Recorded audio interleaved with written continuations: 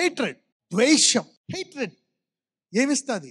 ద్వేషం ఏమిస్తుంది? Hatred gives you cruel nature. ఒకవేళ వాళ్ళ మీద ద్వేషం అలా పెట్టేసుకున్నావు అనుకో, అది నీకు ఒకలాంటి క్రూరమైన బుద్ధి వస్తుందంట. Hatred corrupts the harmless nature of man. చూడండి, శిష్యులకి ఆయన చెప్తాడు, మీరు పావురం వలె నిష్కల్మషంగా ఉండండి, పాము వలె వివేకంగా ఉండండి. అంటే ఎవరికి హాని చేయొద్దు. హాని చేయ దేవుడు కూడా మనము హాని చేయని వారిలా పరిశుద్ధులుగా మనం తయారు చేయాలనేటువంటిది ఆయన చిత్తమంట. A people who are blameless and harmless, holy, righteous, blameless and harmless. అంటే అవతలోడిని కొట్టగల, పాడు చేయగల, ఇబ్బంది పెట్టగల సామర్థ్యం ఉంది, కానీ వీఆర్ హార్మ్లెస్. మన దేవుడు మనం తప్పులు చేస్తే మనకి హాని చేయకుండా ఆయన మీద వేసుకొని శిక్ష ప్రాణం పెట్టాడు. Is more than harmless. ఆయన హాని చేయకపోవడం కాకుండా తప్పుల మీద వేసుకున్నాడు. ఆ స్వరూపంలోకి మారడానికి అంటాడు, ఎంత కష్టం. అవతోడు ఒక మాట అంటేనే తరజులాలు వేసిపోతాం. ఆయన మన జీవితకాల పాపాలన్నీ మీద వేసేసుకున్నాడు. వేసుకొని ఆయన నీతిని మనకిచ్చి మన భరిస్తా ఉన్నాడు. లోక పాపాన్ని భరిస్తున్నాడు. నువ్వు ఒకరిని భరించలేకపోతున్నావు, ముగ్గురిని భరించలేకపోతున్నావు, ఇద్దరిని భరించలేకపోతున్నావు. The image of Christ is your goal and destination. Corruption, ద్వేషం. ఆయన నశించిన దాన్ని వెతికి రక్షించడానికి వచ్చాడంట. తప్పు మార్గంలో ఉన్న దాన్ని తిప్పడానికి వచ్చాడంట. Look at Jesus. Somebody is changing their mindset today. మొదటి యోహాను 3:15. తన సహోదరుని ద్వేషించువాడు నరహంతకుడు, ఏ నరహంతకుని అందును నిత్య జీవము ఉండదని మీరు ఎరుగుదురు. తన సహోదరుని ద్వేషించేవాడు ఎవరంట? నరహంతకుడు అంట. అంటే ఎప్పుడైతే ద్వేషం పెరిగిందో మనలో ఏం పెరుగుతుంది? మనం చంపకపోవచ్చు, కానీ అది చచ్చిపోతే నీలో ఏం పెరిగింది? క్రూయల్ నేచర్ బయటికి రాలేదు. హేట్రెడ్. నువ్వు ద్వేషించేవాడు, అది చేసి వాడు పశ్చాత్తపడి చేసుకున్నవాడికి చేసుకున్నంత ప్రభు దాన్ని క్షమించు అని క్షమాపణతో అడిగి అడిగి అడిగి పశ్చాత్తపడి వాడు చచ్చిపోయాడు, వాడు పరలోకంకి వెళ్ళాడు. నువ్వు ద్వేషించి భలే పోయాడు అనుకుంటే నీకు పరలోక ద్వారా ఏమైంది? Hatred gives you cruel nature. దొంగ దేనికోసం వచ్చాడంట? దొంగలించడం, అది చేయడానికి. Steal, kill and destroy. ఇవన్నీ జయించాలంటే తెలుసా? ప్రార్థనతో పాటు a testimony makes you an overcomer. క్రీస్తు గురించి సాక్ష్యం చెప్తే అప్పుడు క్రీస్తు నీలో ఎదుగుతాడు, వాక్యం నీలో హెచ్చింపడుతుంది. దాని ద్వారా, చెప్పడం ద్వారా తర్వాత సంగతి, కానీ ముందు నువ్వు జయిస్తావండి. The Lord will teach you a testimony. దేవుని మందిరానికి రావడమే కాదు, విధేయతే కాదు, పరిశుద్ధతే కాదు, testimony makes you overcome many things. నేను చెప్పాను కదా, దేవుడిని అంగీకరించడము, ఆయన రక్తాన్ని అంగీకరించడం, రక్తము సాక్ష్యము రెండు చూసాం మనం. Testimony is very powerful. It makes you overcome. అందుకే ఈరోజు అభిషేకం దేని కొరకు? మీరందరూ ఎలా మారాలా?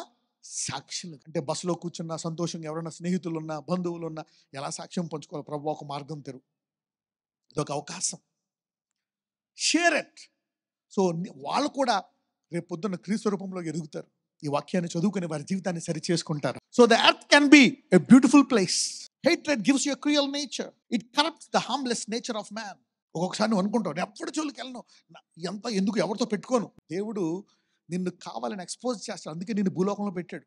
కావాలని ఆ ఏడిపించేవాడిని, ఆ ఇబ్బంది పెట్టేవాడిని అక్కడ పెడతాడు. పెట్టి వాటి చేసి, ద్వేషం వచ్చేటట్టు చేసి ఆ ద్వేషాన్ని జయించాలంటాడు.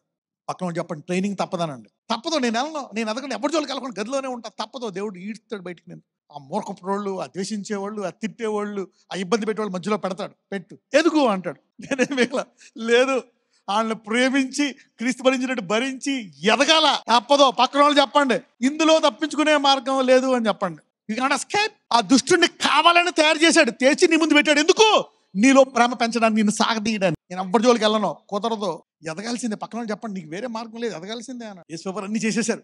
అమ్మయ్య అయిపోయింది ప్రభు అంటే లాస్ట్కి ఉన్న అసలైన సిలువ. అయ్యి ప్రభువా, నీ చిత్తమైతే తొలగించాను ఆయన. మళ్ళీ లాస్ట్లో అందుకోసమే పుట్టాను కదా, ఏం చేయను, తప్పదు. ఏం చేశాడు? ప్రార్థించి బలం పొందుకొని, తప్పదో. ఎదిగడా లేదా? జయించాడా లేదా? అప్పుడు దూత వచ్చి బలం ఇచ్చిందా లేదా? ఆయనలో ముందు బలం ఉందా? లేదు. తర్వాత బలం వచ్చిందా? నీకు ఇప్పుడు లేదు, కానీ నీవు ప్రార్థించి మొక్కితే దేవుడు బలాన్ని ఇస్తాడు. Strength is coming from high. Power is coming to you. Somebody is getting blessed today. Hatred brings cruelty. అదే తల్లికి తనకు కావాల్సిన వాళ్ళు చనిపోతే, తప్పు చేసిన ఆ తల్లిని ఇబ్బంది పెట్టి చనిపోయిన తల్లి ఏం కోరుకుంటుంది? దావీదు తన సొంత కుమారులు చనిపోతుంటే ఆనందించాడా? బాధపడ్డాడు, ఎక్కెక్కేశాడు. వాడు చండాలం పనులు చేశాడు. అబ్షాలోం అన్ని చెడ్డ పనులు చేశాడు, కానీ చనిపోతే ఏడ్చాడు. చిన్న బాబు చనిపోతే వారంలో ఉపవాసం ఉన్నాడు. You cannot escape some things. ఆ భార్యను వదిలేయక, ఆ భర్తను వదిలేయక బలాన్ని ఇస్తున్నాడు దేవుడు. కోపం పెద్ద పెద్ద పనులు కూడా చేస్తుంది. యాంగర్, కోపం చంపేస్తుంది ఒక క్షణంలో. Anger can kill. Anger can corrupt the digestive system. కోపము మన జీర్ణ శక్తిని ఇబ్బంది పెడుతుంది. ఎఫెసీయులు 4:31. సమస్తమైన ద్వేషము, కోపము, క్రోధము, అల్లరి, దూషణ, సకలమైన దుష్టత్వము మీరు విసర్జించుడి. Let all bitterness, wrath, anger, clamor, evil speaking be put away from you with all malice. ప్రార్థించుకోవాలి, ఇవన్నీ జరగవు, వర్కౌట్ చేయాలి. కండరం పెరుగంటే పెరగదు. లాస్ట్ మజిల్ చూసా, ఎప్పుడైతే ఇక నా వల్ల కాదని ఎత్తుతావో అప్పుడు పెరిగిద్ది కండ. అందుకే ట్రైన్ అంటే లాస్ట్ కమో ఎంకరేజ్ చేస్తూ ఉంటారు. లాస్ట్కి వచ్చినప్పటికి సెకండ్ థర్డ్ అక్కడ నీకు ఆకలి వేస్తుంది, కండరం పెరిగిద్ది. 37వ కీర్తన 8వ వచనం. కోపము మానుము, ఆగ్రహము విడిచిపెట్టుము, వ్యసనపడకుము, అది కీడుకే కారణము. ఇంట్లో భార్య భర్తల మధ్య కోపాలు, పిల్లలు, వాళ్ళు, బంధువులు. కొలస్సీలు 3:8. ఇప్పుడైతే మీరు కోపము, ఆగ్రహము, దుష్టత్వము, దూషణ, మీ నోట బూతులు అని వీటినన్నిటినీ విసర్జించుడి. Pray, Lord, I surrender to you today. అందుకే ప్రిపరేషన్ ఈజ్ ఇంపార్టెంట్. అందరూ సిద్ధపాటు అనండి. Honour with words, looks and actions. ఇతరులను మాటల ద్వారా, చూపుల ద్వారా, క్రియల ద్వారా కనపరచుట. ఎవరైనా మాటల ద్వారా, చూపుల ద్వారా, క్రియల ద్వారా ఇతరులను అవమానపరచుచా? People have so many things to do. Honour. రోమీలు 15 మొదటి 3 వచనాలు. కాగా బలవంతులమైన మనము మనలను మనమే సంతోషపరచుకొనక బలహీనుల దౌర్బల్యములను భరించుటకు బద్ధులమై ఉన్నాము. ఇప్పుడు మీకు ఎందుకు ఈ వాక్యం భరించడానికి? బయటికి వెళ్ళి ఇప్పుడు కాగా బలవంతులమైన మనము మనలను మనమే సంతోషపరచుకొనక బలహీనుల దౌర్బల్యమును భరించుటకు బద్ధులమై ఉన్నాం. ఆ ఇబ్బంది పెట్టేవాడు నీకు భరించే శక్తిని పెంచడానికి అనండి. ఎందుకు నాకు ఈ టార్చరు? టార్చర్ కాదు, క్రీస్తు స్వరూపంలోకి ఎదుగుతున్నావు. ఎందుకంటే పరలోకములో అన్ని స్వరూపాలు, ఏ స్వరూపాలు ఉంటాయంట? ఈ భూమి మీద మనిషి వచ్చిందే ప్రతి మోకాలు వంగాల, ప్రతి నోరు ఒప్పుకోవాలా. ఎవరైనా సరే అంచెలంచెలుగా ఆయన స్వరూపంలోకి వెళ్ళాల్సిందే, తప్పదు. పక్కన వాళ్ళు చెప్పండి, వేరే రూట్ లేదుగా అన్నాడు. ప్రార్థించి బలం పొందుకో అన్నాడు. రూట్ లేదు కదా తప్పించుకోవాలంటే. తన పొరుగువానికి క్షమాభివృద్ధి కలుగునట్లు మనలో ప్రతివాడు మేలైన దాని యందు అతన్ని సంతోషపరచవాలని. వాళ్ళలో చాలా ఉంటాయి వీక్నెస్లో, నెగిటివిటీ లాట్లు ఎత్తకుండా ఏమేం పాజిటివ్ అని చూసి అవే ఎత్తాలంట. మనం ఎన్ని 100 మంచి పనులు, 99 మంచి పనులు ఎత్తకుండా ఆ ఒక్కటి చూసి అయిపోయారో అదొక్కటే చేస్తాను నిన్న అంట. Can you see? క్షమాభివృద్ధి కలుగునట్లు మనలో ప్రతివాడు మేలైన దాని యందు అతను సంతోషపరచవాలని. క్రీస్తు కూడా తన్ను తాను సంతోషపరుచుకొనలేదు కానీ నిన్ను నిందించు వారి నిందలు నా మీద పడెను అని వ్రాయబడి ఉన్నట్లు ఆయనకు సంభవించాయి. నాకు అన్నీ ఉన్నాయి, దేవుడు నాతో ఉన్నాడు, నాతో మాట్లాడతాడు దేవుడు. నేను ఏం చెప్తే జరుగుతుంది. మొత్తం అంతటికి సృష్టికర్త. నాకు అదే, నేను సూపర్ అనుకోలేదు. ఆయన ఆ బలహీనుల్ని భరిస్తా ఉన్నాడు. అంతెందుకండి, యోధేశ్వర్యోతని గంటలేదు 3 సంవత్సరాలు తెస్తా ఉన్నాడు, 3 రోజు కొట్టేస్తున్నాడు డబ్బులు. కానీ ఎవరైతే ఆయన్ని ఫాలో అయ్యారో వాళ్ళందరినీ మార్చేశాడు. రోమీలు 14:3-4. తినువాడు తినని వాని తృణీకరింపకూడదు, తిననివాడు తినువానికి తీర్పు తీర్చకూడదు. ఏలయనగా దేవుడు అతనిని చేర్చుకొనెను. కరెక్టే, వాళ్ళలో కొన్ని బలహీనతలు ఉన్నాయి, కొన్ని దురలవాట్లు ఉన్నాయి, కానీ దేవుడు వాడిని చేర్చుకున్నాడంట. So don't curse him. కాబట్టి వాడిని విమర్శించక. పరుని సేవకునికి తీర్పు తీర్చుటకు నీవెవడవు?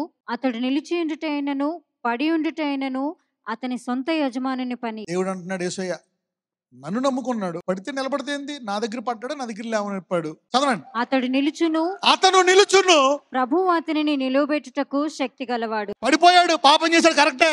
ఎందుకు తీర్పు తీరుతావు? నా కుమారుడు ఎలాగోలాగా బలపరిచి లేవనెత్తాను, నా ఇష్టం. Who are you to judge?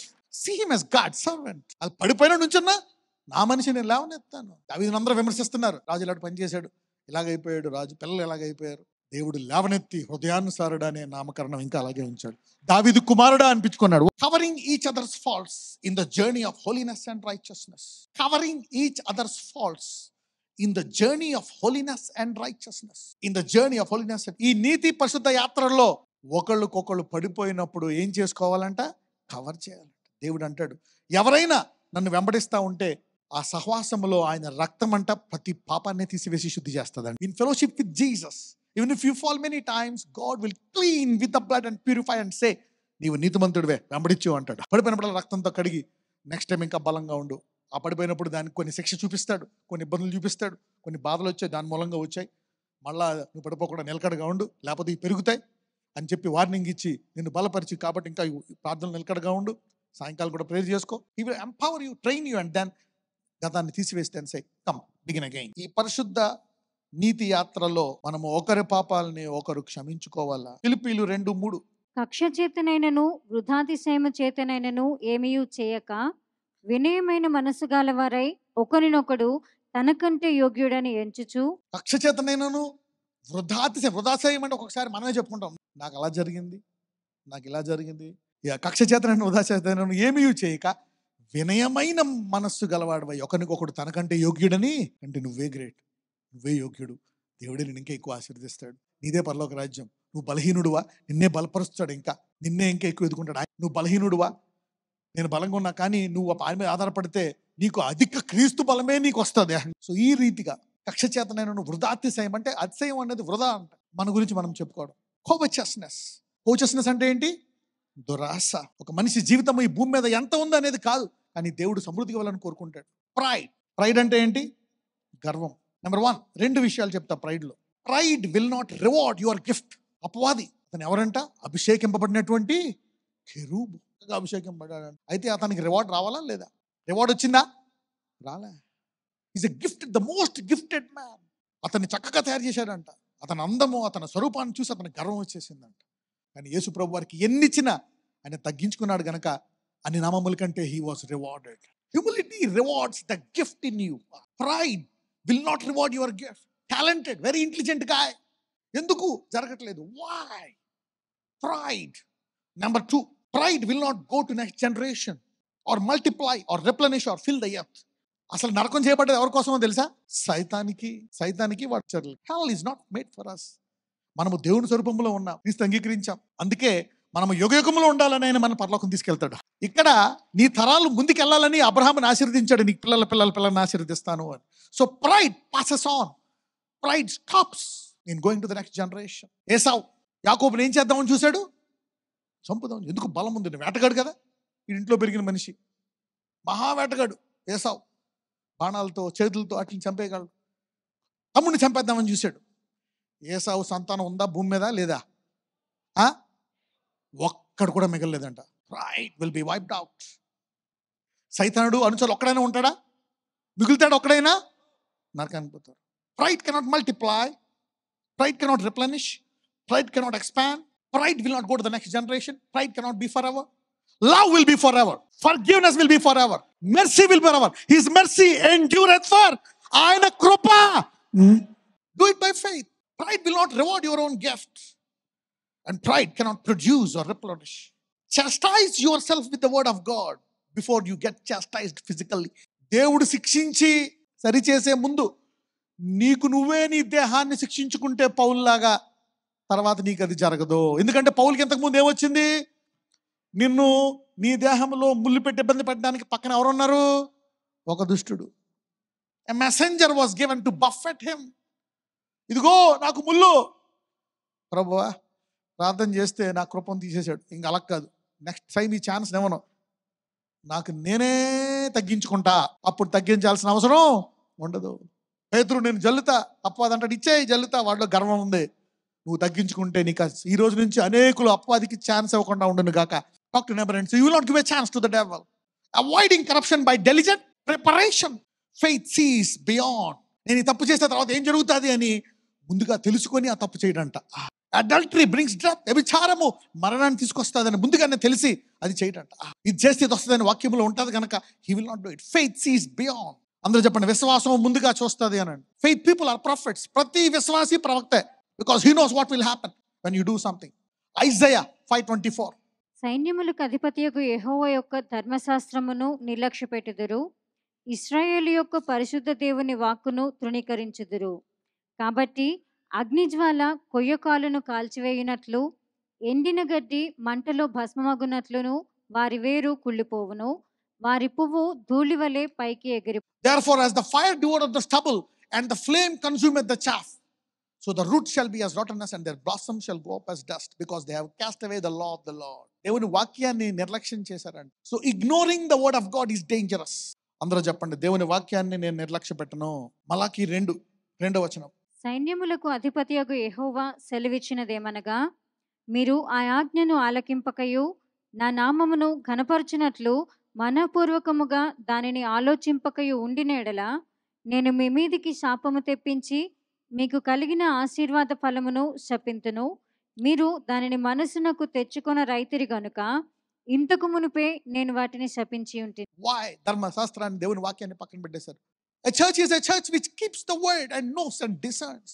ఆ ఆజ్ఞను ఆలకింపకయు నా నామమును గణపరుచున్నట్లు మనపూర్వకముగా దాన్ని ఆలోచింపకయు. మనసు పెట్టి వాక్యం గురించి ఆలోచించాలంటే take your time, put your mind and heart. పక్కనతో చెప్పండి, నీ హృదయం పెట్టు, దాని మీద మనసు పెట్టు అని. Put your mind and heart, మర్చిపోకూడదు దీన్ని. Apply it and reject some things. ఇప్పుడు కాలిపోతున్నాయి చూడండి, ఇందాక వచనం 2లో చూడండి, యెషయా 5:4-24లో. Therefore as the fire devoureth the stubble and the flame consumeth the chaff. కష్టపడినటువంటి కట్టినటువంటివన్నీ బాంబులతో కాలిపోతున్నాయంట. Fire, stubble. మలాకి 2:4-6. అందువలన లేవీయులకు నిబంధనగా ఉండునట్లు ఈ ఆజ్ఞను మీకు ఇచ్చిన వాడను నేనే అని మీరు తెలుసుకొందురని సైన్యములకు అధిపతియగు యెహోవా సెలవిచ్చుచున్నాడు. నేను చేసిన నిబంధన వారి జీవనమునకును సమాధానమునకును కారణమాయను. భయభక్తులు పుట్టించుటకై నేను వాటిని వారికి ఇచ్చి తిని గనుక వారు నా యందు భయభక్తులు కలిగి నా నామము విషయంలో భయము గలవారై సత్యము గల ధర్మశాస్త్రము బోధించుచు దుర్బోధన ఏమాత్రమును చేయక సమాధానమును బట్టియు యథార్థతను బట్టియు నన్ను అనుసరించి నడుచుకుని వారై దోషము నుండి అనేకులను త్రిపిరి. మీకు చాలాసార్లు చెప్పాను, ఒకప్పుడు లేవీని యాకోబు ఆశీర్వదించాడా, శపించాడా? వారిని ఇజ్రాయెల్లో ఏం చేయమన్నాడు? వేరుపరచమన్నాడు. ఎందుకు? ఏం చేశారు వాళ్ళు? వెళ్ళిపోయి పట్టణాన్ని చంపేశారు. వాళ్ళ కుమార్తెని ఇబ్బంది పెట్టారని. అప్పుడు యాకోబు కోపం వచ్చి వాళ్ళని ఏం చేస్తారు? అయితే ఒక చోట అందరూ వాక్యాన్ని ఉల్లంఘిస్తే ఆ వాక్యం కొరకు రోషము కలిగి ఉంటాడు లేవి. ఆ రోషాన్ని చూసి దేవుడు ఆ మందసాన్ని ముట్టుకునే ఏకైక అర్హత, వాక్యాన్ని బోధించే ఏకైక అర్హత లేవికి ఇచ్చేస్తాడు. Somebody is shifting their seasons from today. ఈ రోజు నుంచి వాక్యం పట్ల రోషం కలిగి ఉండుదురుగాక. Why pain, why trouble, why all this things, why? ఇవన్నీ ఏం చెప్తున్నాయి? ఎందుకు ఇందులో ఇంత ఇబ్బంది పోయింది? ఎందుకు ఇంత డబ్బు పోయింది? ఎందుకు ఇలా జరిగింది? ఎందుకంటే ఇది ఇంపార్టెంట్ కాదు, ఇది ఇంపార్టెంట్. ఏదైనా బ్యాలెన్స్ తప్పుతుంటే పరిస్థితులు మారతాయి. అప్పుడు దేవుడు చెప్తాడు, anything which is you are pursuing which is not important, you will be attacked. ఏదైనా ముఖ్యం కానప్పుడు దాని మీదే ముందుకెళ్ళిపోతున్నావు అనుకోండి, దాని విషయమై, అప్పుడు ఆ ఇబ్బంది వచ్చి నీకు చెప్తుందంట, ఇదిగో ఇది కాదు, ఇది. చూసాం కదా మనం యోబు 25లో చూసాము.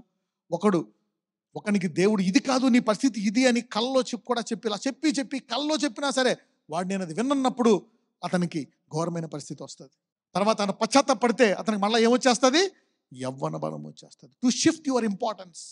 నువ్వు దేనికి ప్రాముఖ్యత ఇస్తున్నావో నీ ప్రాముఖ్యతను మార్చడానికే నీ బాధ, కానీ నిన్ను ఇబ్బంది పెట్టడానికి కాదు. Your pain is to shift your focus to which is more important. అన్నీ కావాలా? You need money, you need education, you need name, పేరు కావాలా, గొప్పతనం కావాలా, ఫేమస్, అన్నీ కావాలి. You need everything, but you need it in control. Write down one more point. Discern and repent and get refreshed and grow. వివేచించు, తెలుసుకో, పశ్చాత్తాపడు, ఎదుగు దేవునిలో. మాటికి శత్రువుని ఇబ్బంది పెడుతున్నా ప్రార్థిస్తూనే ఉండు. మాటికి ఆ రోగం వస్తున్నా, మాటికి అప్పులు అవుతున్నా, మాటికి ఇబ్బంది అవుతున్నా, నెవర్ గివ్ అప్. ఎందుకు? నీవు విశ్వాసముతో పట్టుకున్నట్లయితే ఎన్ని కష్టాలున్నా నువ్వు విజయములో ఉన్నట్టే. నువ్వు ఆ బాధలో, కష్టములో కూడా విశ్వాసాన్ని పట్టుకున్నావు, యు ఆర్ ఇన్ విక్టరీ. ఆ విజయము ఒక రోజు నీలో ఉండే విజయం బయటకు వచ్చి ఆ ఓటమిని అధిగమిస్తుంది, ఆ వ్యాధిని స్వస్థపరుస్తుంది, ఆ అప్పును తీసివేస్తుంది, ఆ నిందను తీసివేస్తుంది. Hold on to your faith. దావీదు తన పొరపాట్లో అవిశ్వాసం గెలుపులకు విశ్వాసాన్ని పట్టుకున్నాడు, గతాన్ని మార్చుకోగలిగాడు. Out of purpose and not relevant in time you get tempted. Temptation is invited when you are out of purpose and not relevant in time. ఎప్పుడైతే ఆ గురి వద్దకు వెళ్లకుండా, సమయోచితమైన పని చేయకుండా ఉంటావో ఎందులో పడతావంట? శోధన. సాయంకాలం టైం అయినప్పుడు చేతులు ఎత్తి మందిరానికి వెళ్ళి ప్రార్థన చేసుకోవాలా? ఏమంటారు? Morning and evening I will lift up my hands to praise. మరి ఇప్పుడు ఆ లెగ్స్ వేరే చోటకి వెళ్తున్నాయి. Out of time. ఎందులో పడ్డాడు? శోధన. ఎవరి గురించి మాట్లాడుతున్నాను? Is a life time preparation for the bride of Christ. అందరూ చెప్పండి, ఈ జీవితము యేసు వధువు కొరకు సిద్ధపాటు జీవితము, అంతే. No other purpose. These are things that you need to keep for your self to teach your next generation. మిగిలిన మెసేజ్లు పాస్ చేస్తారో లేదో కానీ ఇది మట్టుకు మీ తర్వాత తరానికి పాస్ చేయాలా. Let's dedicate our life to preparation. కదా, ఇది సిద్ధపాటు. అంటే దాని ప్రకారమే మనం నిర్ణయం తీసుకున్నామా లేదా? This life is a life of preparation for the bride, no other way. Let us pray. ప్రార్థిద్దాం.